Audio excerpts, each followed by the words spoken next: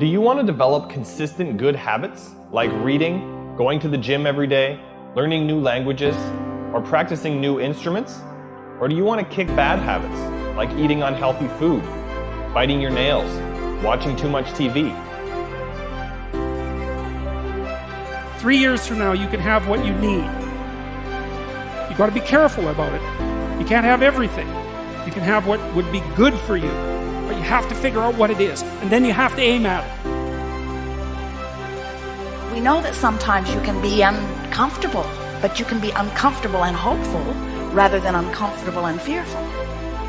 People go through their lives without knowing what it is they want to do. You don't have to be where you think you want to be in order to be happy. You just got to be on the way to where you want to be in order to be happy. You're going to get what you're looking for. So if you're looking for success, you're looking for happiness, you're looking for prospects, you're looking for recruits or clients, I'm telling you, the more you're consciously looking for those things, you're going to see them. When you're looking to win, you're looking for victory. Sit on your bed one day and ask yourself, what remarkably stupid things am I doing on a regular basis to absolutely screw up my life? And if you actually ask that question, but you have to want to know the answer, right? Because that's actually what asking the question means. It doesn't mean just mouthing the words. It means you have to decide that you want to know. So be very careful what you set your mind towards, what your outcomes are, because you're going to find them. Your mind's powerful. You're powerful. You're more powerful than you think you are. And if you could just get clear on what you're looking for, get super specific with great clarity, great specificity about what it is you want, it's sitting there for you to find if you look for it. The time is now. The time is now to express and for people to believe in themselves. The time is now for it to be okay to be great. Right there and then, you have an opportunity to steer your thoughts and your emotions in the direction that you want them to go, not in the direction that they're telling you to go. In other words, you can literally choose to seize the day, or you can let the day seize you. If you're fearful all the time, your point of attraction is very far from what you really want. If you're ornery all the time, or a lot of the time, your point of attraction is different from what you want. Your emotions are your indicator of what you're doing vibrationally. You've been listening to us long enough to sort of understand what we mean by that? Don't worry about what needs to be done. Think about who you have to be in order to get it done. Did you ever have a dream that was so big that you thought it was almost impossible to achieve?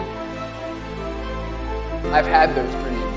And while not every dream has become a reality, along the way I learned a powerful approach of picturing that has helped me achieve most. Since that day, I've had other dreams, other big dreams. And in each case, I would picture where I wanted to be, and I would visualize what I would be doing and who I would be doing with when I got there. As the saying goes, you can't make a basket if you never take the shot. I knew I would miss the shot sometimes, and the failure would dampen my spirit, but I would be better off for my efforts and I would be okay. People are addicted to all kinds of things, substances, but one of the greatest addictions, or rather the greatest addiction, you never read about it in the papers, because the people who are addicted to it don't know it. It's the addiction to thinking. It's actually addictive.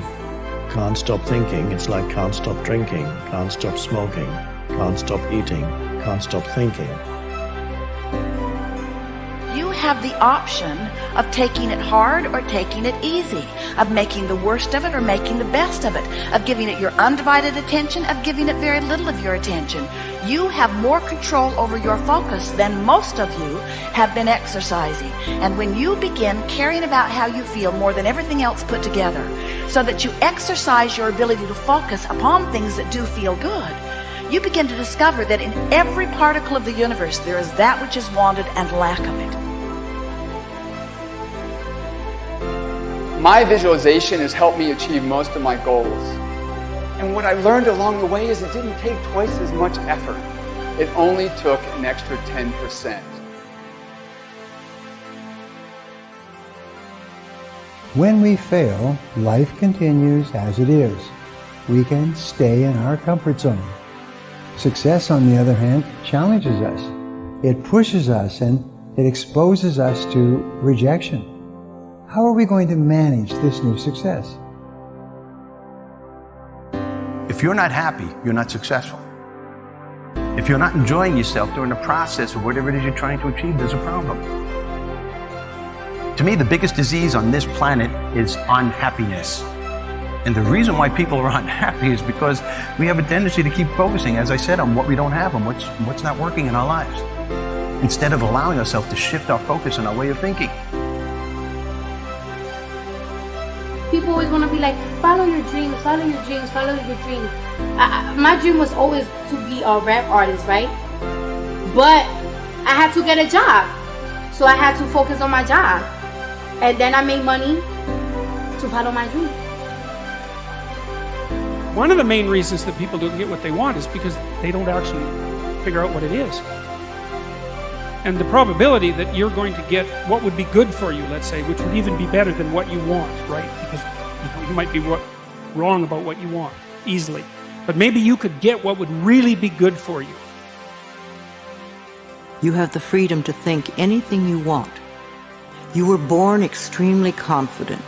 You came into this world knowing how wonderful you are. So choose new thoughts to think about yourself, and choose new words to tell yourself how magnificent you are, and that you deserve all the good that life has to offer. First thing in the morning and last thing in the evening, I want you to look into your eyes and say, I love you. I really love you. Your first goal, this is what I'm suggesting, your first goal when you open up your eyes should be to focus on the things that ignite your spirit and bring you joy.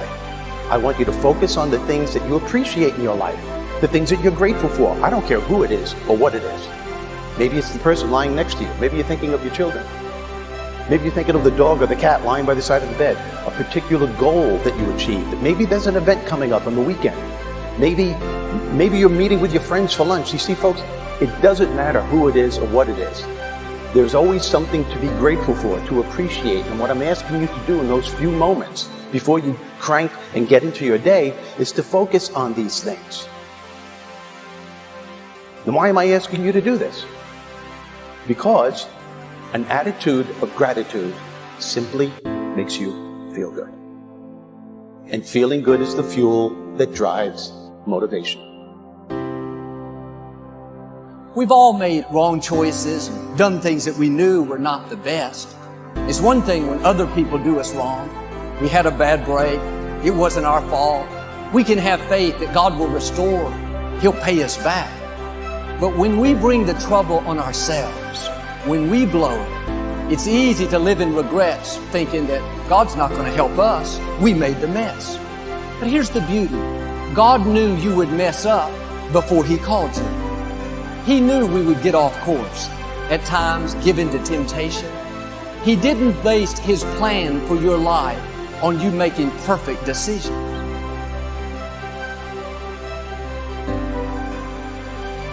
Through success, I represent the possibility of what you can achieve and what you can do with your life and your career. Other people's success represents the possibility of what you can do.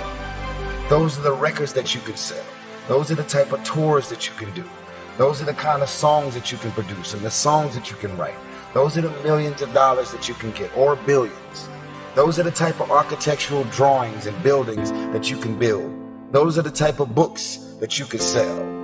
Everybody else's success represents the possibility of what you can do.